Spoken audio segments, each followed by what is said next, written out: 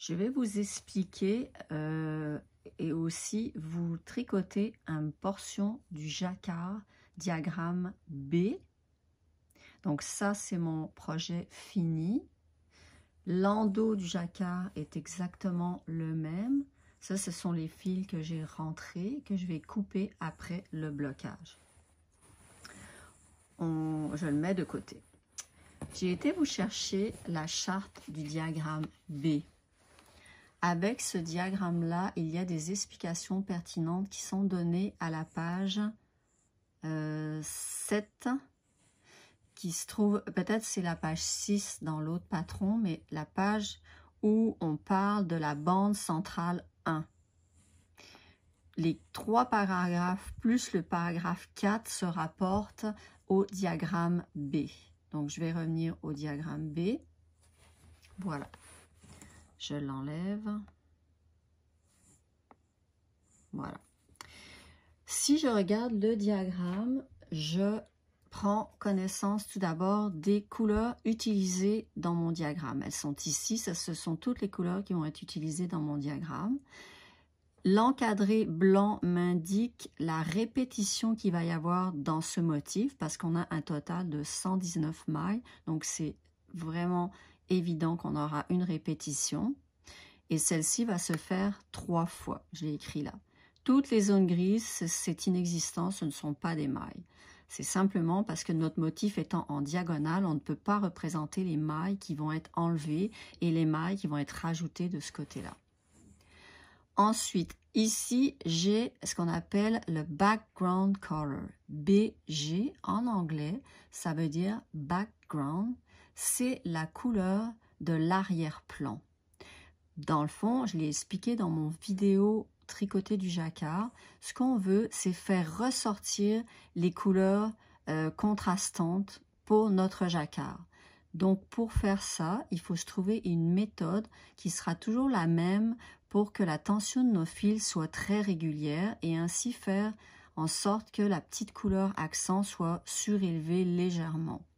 Donc, la designer a décidé de vous indiquer ici la couleur utilisée, donc qui sera non dominante. Deux façons de le faire, soit vous la mettez dans votre main droite et dans la gauche, vous allez mettre les couleurs contrastantes, ou bien, si vous utilisez tous vos fils dans la même main, vous trouvez une technique pour toujours placer vos fils de la même façon pour ne pas qu'en arrière, ça se twist. Je suis allée chercher le diagramme B dans la version Ryu que vous avez reçue avec votre calendrier.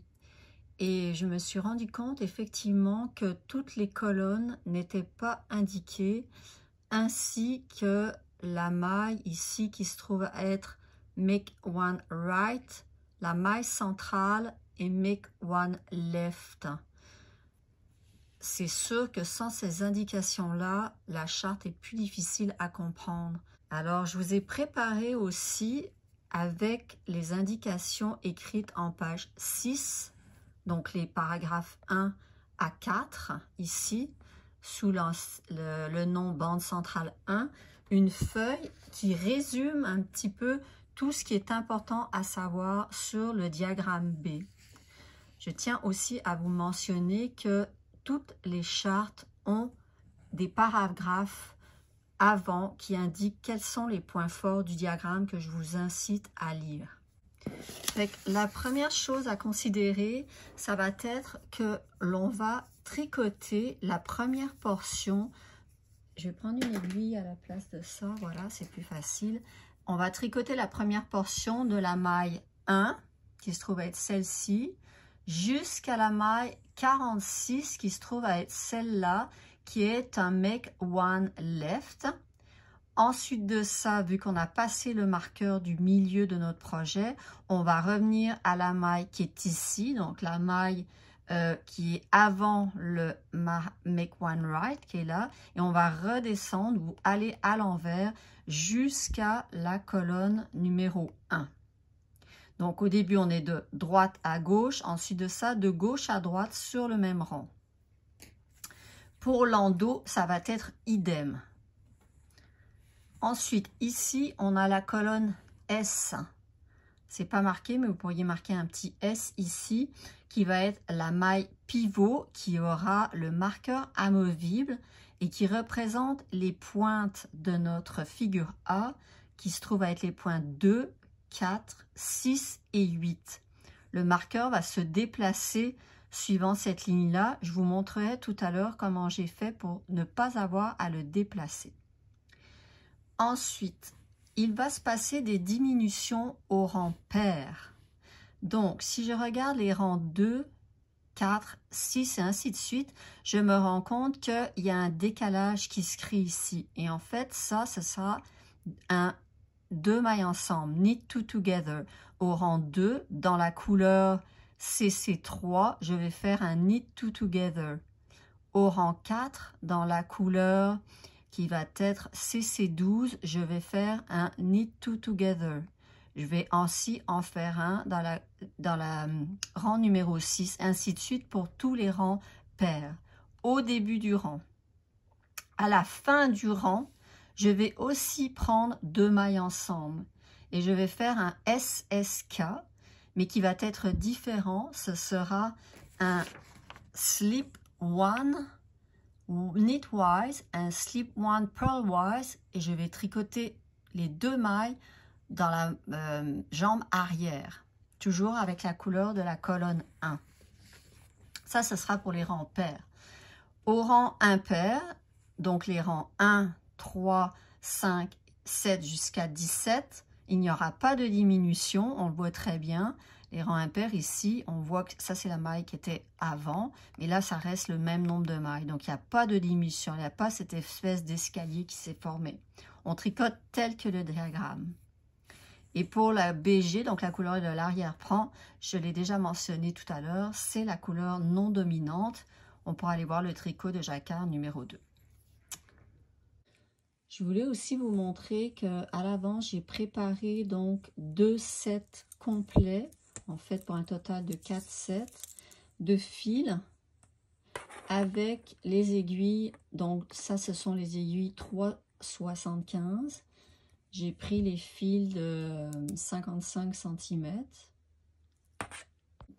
Fait que je vous ai fait un petit échantillon. Dans le fond, ici, on se dit que ça serait ma dentelle. Je n'ai pas fait de dentelle, je l'ai fait du jersey. Puis, j'ai été identifier ma maille centrale. Donc là, je me suis mis 10 mailles ici, puis 10 mailles ici et une là. Donc, ça fait 21 mailles parce qu'on sait dans notre bande qu'on a 119 mailles. Donc, on sait que la 60e maille, ça va être la maille qui s'appelle S sur notre patron. Là, j'ai pas fait non plus, j'ai déjà fait une vidéo pour aller reprendre vos mailles, mais là, je vais quand même vous le remontrer. Fait que dans le fond, je viens de tricoter, ah oui, une autre chose très importante, il faut vraiment faire attention avec la grosseur de nos aiguilles. Ici, on est encore avec les aiguilles 3,25 parce que on tricote toutes les mailles à l'endroit dans la même couleur. Donc, on garde la grandeur d'aiguille 3,25 pour cette opération-là. Donc, je tourne. Et là, je vais suivre le patron et je vais aller relever les mailles dans les petits bumps bleus ici, donc le CC1. Et je vais aller relever mes mailles. Oups. Comme ça. C'est une vidéo que je vous ai déjà fait, mais je peux le refaire, le reprendre. Fait que ça va être mon montage pour... oui, c'est vrai, j'avais fait... c'est plus facile si vous le mettez sur le fil, comme ça, ça donne plus d'espace pour travailler. Fait que ça va être mon montage pour le côté arrière de mon projet. Il y a du bruit. Je vais enlever ça pour pas que ça fasse de bruit. Voilà. Donc, je vais vous monter mes mailles.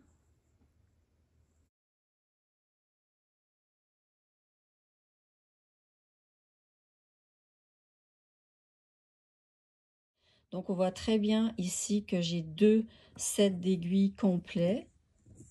Donc là je suis avec une couleur unie, donc ce sont les 3,25. Ok, en cachette-bout. Ma maille centrale est identifiée en avant. Je peux aussi aller identifier ma maille centrale en arrière. Donc sur le patron, ça va être la maille numéro 60, mais pour moi, ça va être la numéro 11.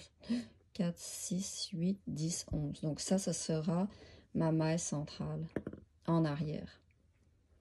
On prend un marqueur amovible parce qu'on va être amené à le déplacer. Pour tricoter avec 2 sets d'aiguilles, moi ce que j'ai fait, c'est que j'ai toujours été chercher l'aiguille qui est avec sur mon fil la même. J'ai poussé celle-ci. Je suis désolée pour le bruit, je ne peux pas faire autrement. J'ai été chercher l'autre côté. Voilà, je vais changer de couleur au moins que ça soit un peu plus clair. Donc je vais, de toute façon dans le patron, il faudra changer de couleur. Je vais prendre une couleur plus pâle.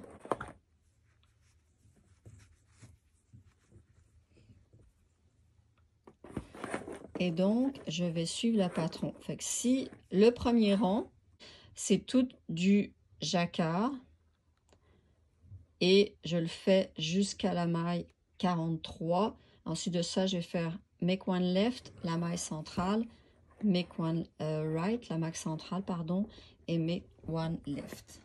Voilà, j'ai été chercher le set d'aiguilles 3,75. Même si ceci est uni, moi c'est juste pour vous le démontrer, mais il ne faudra pas oublier d'aller prendre vos aiguilles 3,75.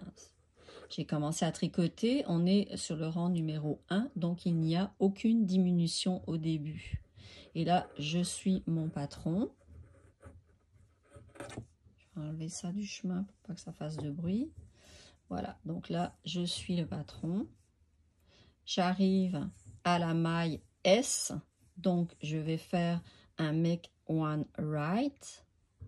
Je prends mon fil, je le mets comme ça et je vais faire make one right. Je tricote la maille S.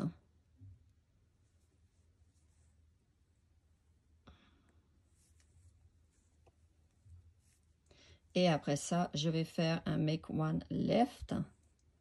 Je vais aller chercher, oups, la maille qui est en arrière ici. Attendez.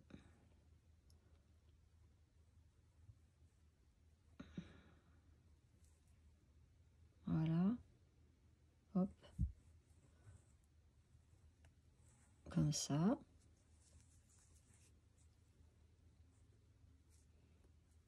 Et je continue à tricoter donc tout à l'endroit.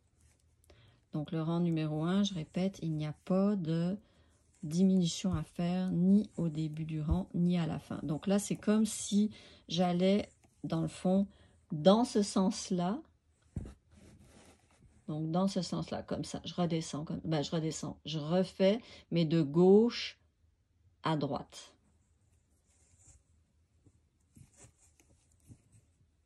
Voilà.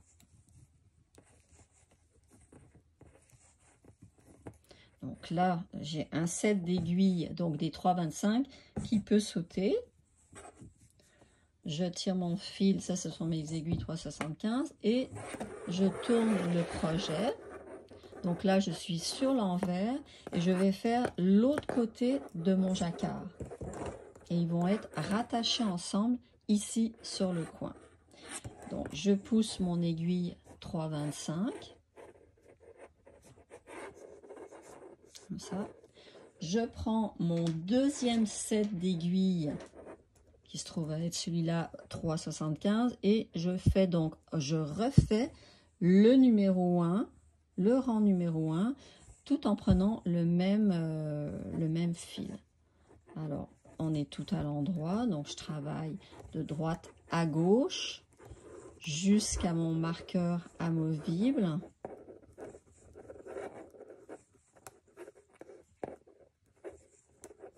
Désolée pour le petit bruit. Le marqueur amovible est ici. Je vais aller chercher une maille pour faire mon Make One Right.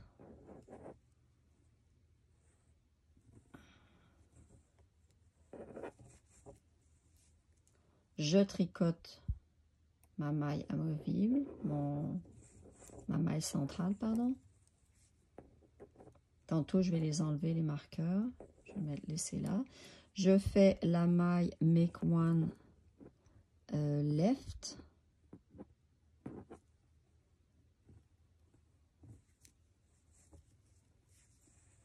Et je continue à faire mon rang tel qu'indiqué.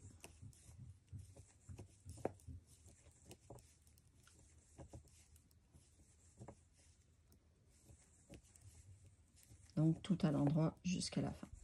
Là, je viens de finaliser le rang numéro 1. J'enlève les 3,25, le set de 3,25 parce que maintenant je suis en jacquard. Je tourne mon projet et je pousse mes aiguilles.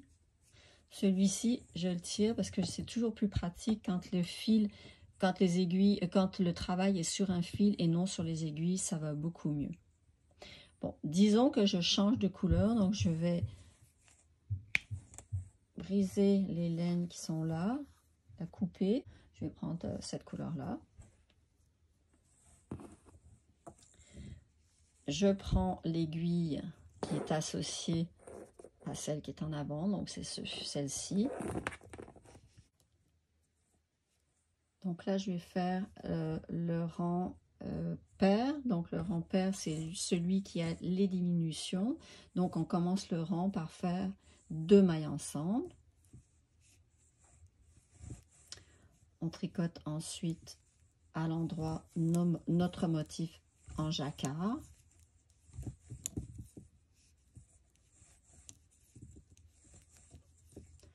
Là, j'arrive à mon marqueur amovible et là, je vais faire quelque chose de différent. C'est-à-dire que le marqueur amovible, je trouve que des fois, il est encombrant. Donc, je sais qu'avec les rangs subséquents, on va être capable de vraiment bien voir la maille centrale. Donc, au lieu de le mettre ici, je vais l'insérer dans la maille en dessous. Et en fait, il va toujours rester là et ça va être beaucoup plus facile ainsi de pouvoir faire nos rangs. Et puis, on n'a pas besoin de savoir toujours cette maille-là, on la voit après. Donc, là, je fais Make One Right.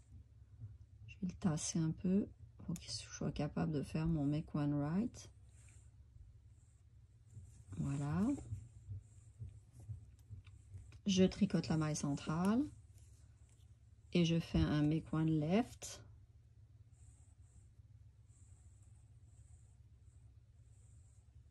Ici, comme ça. Et je termine mon rang. Donc, ma portion jacquard. Donc, toujours de gauche à droite, la deuxième section après le marqueur.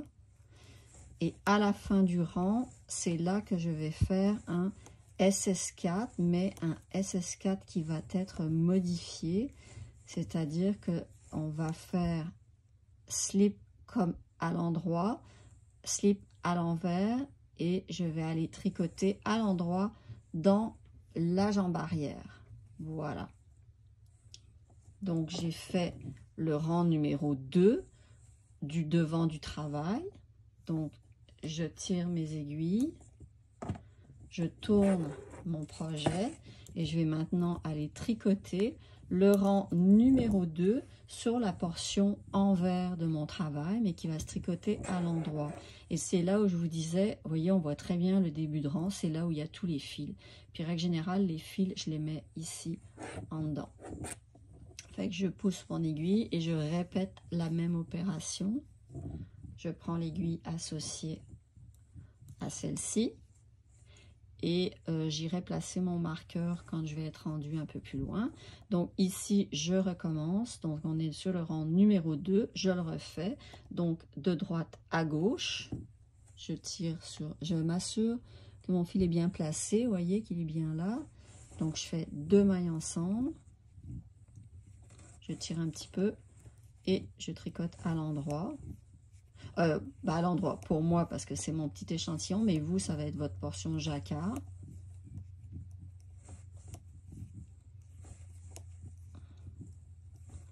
Lorsque j'arrive à mon marqueur amovible, là je sais que j'ai une maille, j'ai un make one right à faire.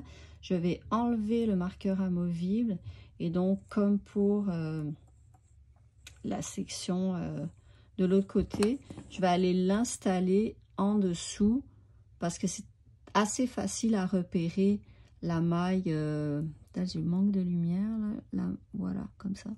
La maille centrale est facile à repérer, donc j'aime mieux l'installer là plutôt que de le déplacer. Et là, je fais un make one right.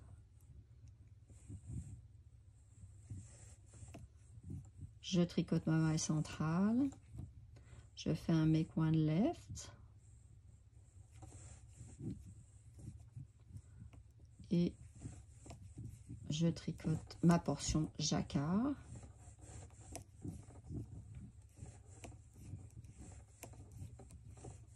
J'ai fait un petit vidéo aussi sur comment tricoter du jacquard. C'est le vidéo numéro, je pense c'est le numéro 2.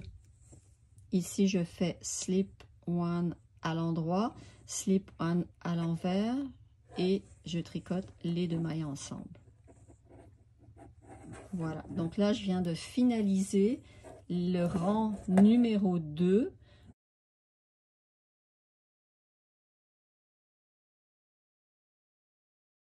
Donc, je vous montre mon petit échantillon que j'avais continué sur quelques rangs.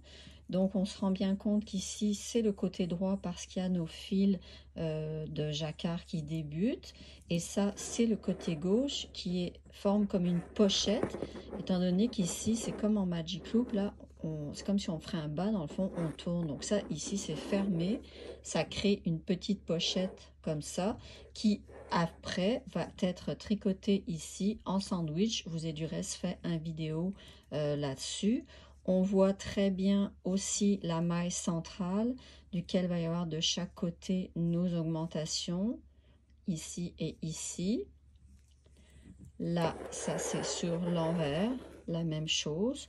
Donc en fait, j'ai reproduit sans faire de jacquard la portion qui se trouve à être le sommet de notre bande de jacquard centrale, donc qui se trouve à être cette portion là de notre châle. J'espère que cette vidéo vous a aidé